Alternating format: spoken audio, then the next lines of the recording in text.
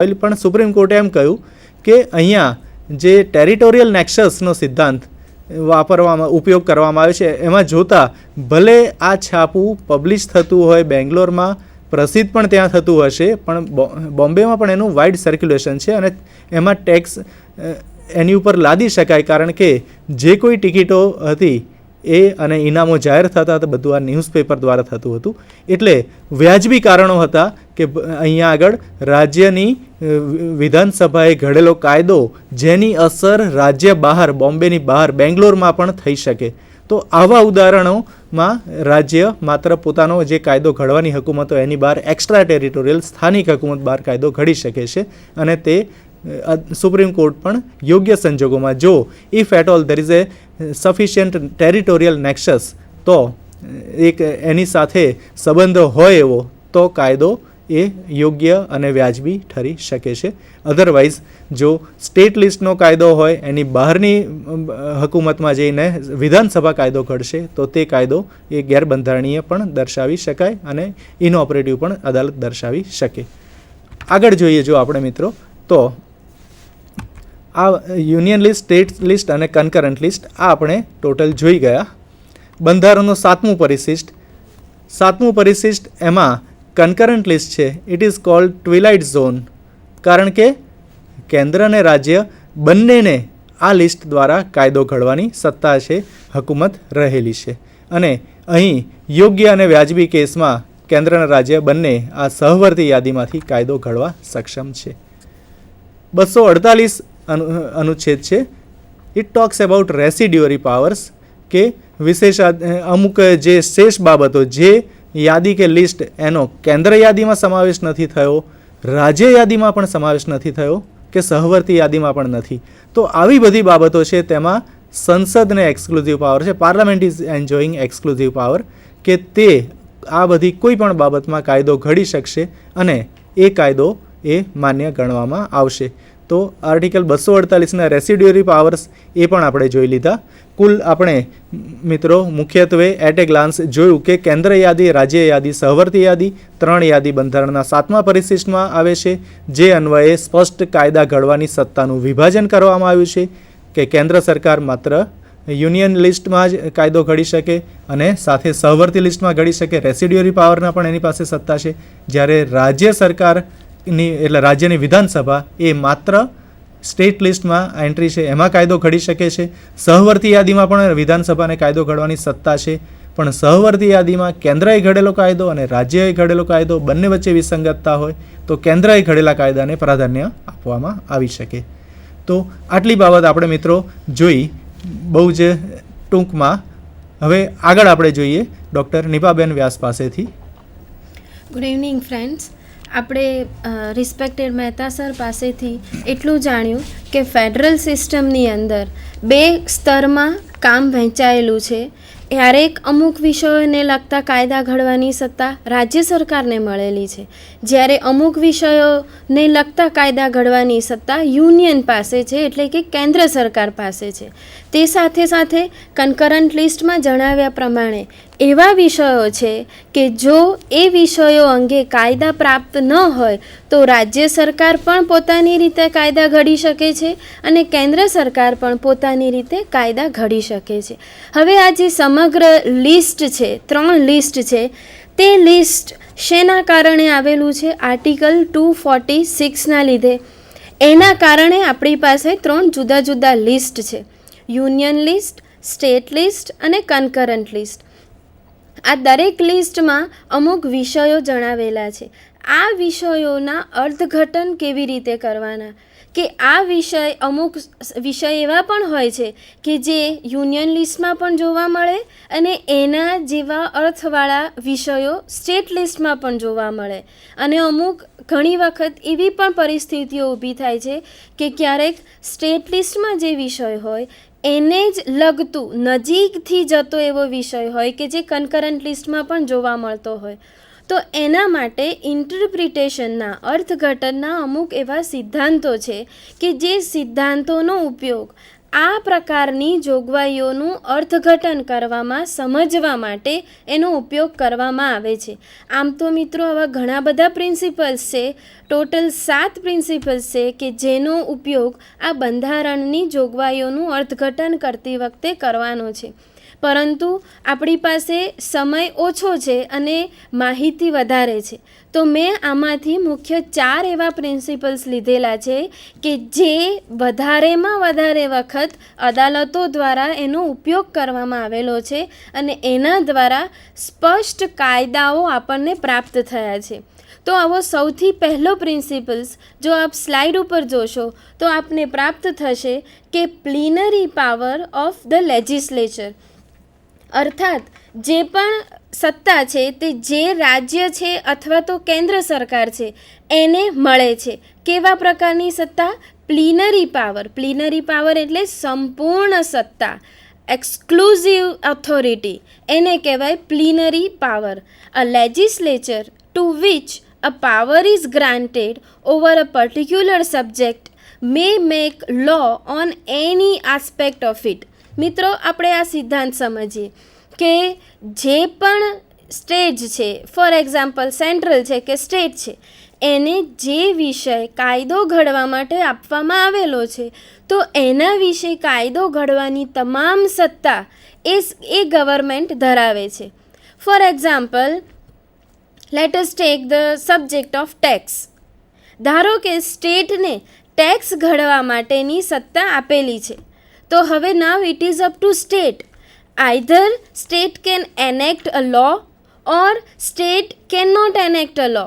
રાજ્ય કર લેવા માટેનો કાયદો ઘડી શકે છે અને જો રાજ્યની ઈચ્છા ના હોય તો સ્ટેટ ગવર્મેન્ટ, સ્ટેટ લેજિસ્લેશન કર લેવા માટેનો કાયદો ન પણ ઘડી શકે. તે ઉપરાંત જો કાયદો ઘડેલો હોય, રાજ્યની પાસે પોતાનો, દરેકને પાસે હવે સ્ટેટ સેલ્સ ટેક્સ રહેલા છે, તો જો રાજ્ય આવા સેલ્સ ટેક્સને ન ઘડવા હોય તો ન પણ ઘડી શકે. અથવા તો જો ઘડેલા છે તો એમાંથી રેમિટન્સ આપવા માટેનો પણ કાયદો ઘડી શકાય, અર્થાત સેલ્સ ટેક્સમાંથી અમુક પ્રકારે વળતર પણ આપી શકાય છે, કમ્પેન્સેશન પણ આપી શકાય છે. જેને વધારે ભરાયું છે તો એ પાછું આપવાનો પણ કાયદો ઘડી શકે. એને કહેવાય એક્સક્લુઝિવ પાવર, પ્લીનરી પાવર, કે એક વિષય either it is with centre or with state. પણ જો સ્ટેટને એના વિશે કાયદો ઘડવાની સત્તા આપી તો બધી જ સત્તા આપો. એવું નહીં કે માત્ર કાયદો ઘડવાની આપી અને સુધારો કરવાની ન આપી. No, if it is the subject matter allocated to state or centre or state can take any kind of steps with respect to that matter allocated or enumerated either in list 1 or list 2 or list 3. શા માટે? The reason is કે જે article 246 છે એની શરૂઆત જ એ રીતે થયેલી છે કે the opening words of this article 246 says that notwithstanding anything in clause 2 and 3. અર્થાત આ જે આખો 246 છે એમાં 3 ક્લોઝિસ છે. ફર્સ્ટ ક્લોઝ છે કે જે યુનિયન લિસ્ટની વાત કરે છે, ક્લોઝ 2 છે જે સ્ટેટ લિસ્ટની વાત કરે છે અને ક્લોઝ 3 છે એ કન્કરન્ટ લિસ્ટની વાત કરે છે. આ સાથે ક્લોઝ 4 પણ છે કે આ સિવાય પણ જો કોઈ વિષયો હોય તો એ વિષયોને લગતા કાયદા ઘડવાની સત્તા સરકાર અથવા તો લેજિસ્લેચર પાસે છે. તો આ રીતે જે 246 છે itself says about the plenary power of the legislature. How the words from which the clause starts, notwithstanding anything contained in clause 2 and clause 3. Close 2 અને ક્લોઝ 3માં જણાવેલા વિષયો સિવાયની તમામ બાબતો વિશે enactment or to legislate the laws is with center. કે જે કાંઈ પણ વિષયો 2 અને 3માં નથી એ તમામ માટે કાયદા ઘડવાની સત્તા સેન્ટર પાસે છે. તો આ રીતે એને કહેવાય સંપૂર્ણ સત્તા. એ સાથે ક્લોઝ 2માં લખેલું છે કે notwithstanding anything contained in clause 1 and clause 3, કે ક્લોઝ 1 અને ક્લોઝ 3 લિસ્ટ 1 અને લિસ્ટ 3માં જણાવેલા વિષયો સિવાયના તમામ વિષયો which matters enumerated in list 2 state can take all the liberties to enact the laws with respect to the subjects or entries given under list 2. અને એ જ રીતે કન્કરન્ટ લિસ્ટમાં પણ એવું જ કીધેલું છે કે લિસ્ટ 1 અને લિસ્ટ 2 સિવાયના વિષયો હોય તે તમામ વિષયો આ સહવર્તી યાદીમાં જણાવેલા છે અને એના વિશે કાયદો ઘડવાની સત્તા રાજ્ય અને સેન્ટર બંને ધરાવે છે. એટલે કે યુનિયન અને state both can enact law for the subject matters enumerated in list 3. તો આ રીતે આ તમામ વિષયો અંગે પ્લિનરી પાવર છે. One cannot interfere into the powers of the other one. પરંતુ છતાં પણ આ પ્લિનરી પાવરનો જે રૂલ છે એને પ્રીડોમિનન્સના રૂલ તરીકે પણ ઓળખવામાં આવે છે. પ્રીડોમિનન્સનો અર્થ એવો થઈ શકે કે શું ઉપર છે, which one is subordinate and which one is superior. Superiority is calculated as predominance. તો હંમેશા friends, when we are talking about federal government, always predominance power is always vested with the federal government or with union as per the Indian constitution. તો હંમેશા આ તમામ વિષયો whether it is enumerated in state list 2 or list 3, but if union enacts any law with reference to these two lists, then also union's law will prevail.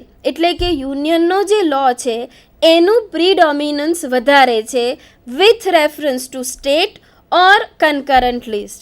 તો આને કહેવાય પ્રીડોમિનન્સ rule, કે જેને પ્રીડોમિનન્સ આપ્યું તો એ સાથે તમામ સત્તા પણ આપો. એને કહેવાય પ્લિનરી પાવર ઓફ લેજિસ્લેચર. તો ફ્રેન્ડ્સ, આ ખૂબ સંક્ષિપ્તમાં પણ ખૂબ ટ્રાય કરીને પ્રયત્ન કર્યો છે કે પ્લિનરી પાવર વિશે અથવા તો એ સિદ્ધાંત વિશે હું આપને સરળતાથી સમજાવી શકું. હવે ઇન્ટરપ્રિટેશનનો સેકન્ડ પ્રિન્સિપલ જે આપ જોઈ શકો છો કે rule of harmonious construction. Different entries in the different list are to be interpreted in such a way that a conflict between is avoided. Harmonious construction એટલે સુમેળ કરીને દરેક પ્રોવિઝનનો અર્થ કરવાનો છે. જો એક જ એવી પ્રોવિઝન હોય કે જે બે જુદી જુદી જગ્યાઓએથી પણ પ્રાપ્ત થાય છે તો એ સંજોગોમાં બંને જોગવાઈઓનું એવું અર્થઘટન કરો કે જેથી બંને વચ્ચે કોન્ફ્લિક્ટ ન થાય પણ હાર્મની જળવાઈ રહે, બંને વચ્ચે સુમેળતા રહે.